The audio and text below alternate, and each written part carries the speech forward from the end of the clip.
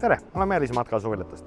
Täna soovitan tutvustada teile Haimeri 23 mudeliaasta MLT 580. Ta sõltub muidugi versioonist. MLT tähendab seda, et on tagasilavioline sprinter, aga meile on ta tulemas just sellisel kujul, nagu see on. Ehk siis 4x4 tumeda esiotsaga, hõbeda kestaga, kõik LED esituled, kõik juhiabid, kõik sellised jutud on peal. Maastikurehvid. Ta on kõrgem, 11 senti kõrgem kui normaalne masin. Tal on ALDE vedelik keskküte.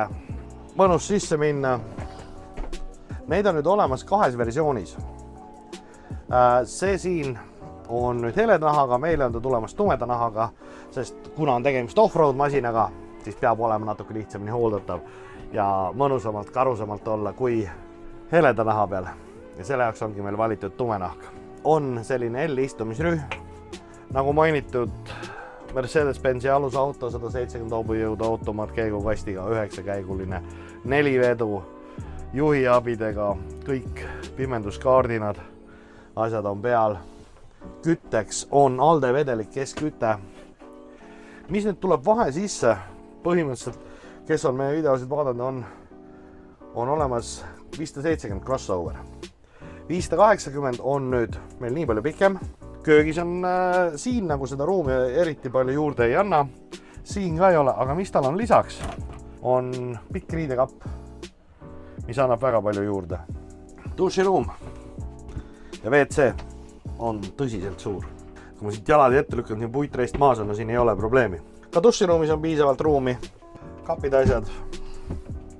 Taga pikk voodi. Istumisruumi. Pea ei ole praktiliselt laes. Siin on see vaheplaat, millega saab teha selle jõusalt 3 inimese istumise. Nüüd 580 on tõesti suur garaaž.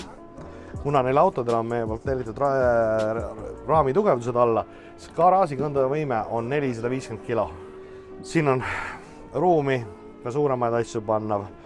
See madrats on nüüd lisana kaasas, kes soovib, on ette sellest lauast istumisest saab teha veel ühe lisavoodikoha, ehk siis põhimõtteliselt on võimalik 4 inimese magamiskohta siin leida. Selline nüüd oligi 2023 mudeliaasta Haimer.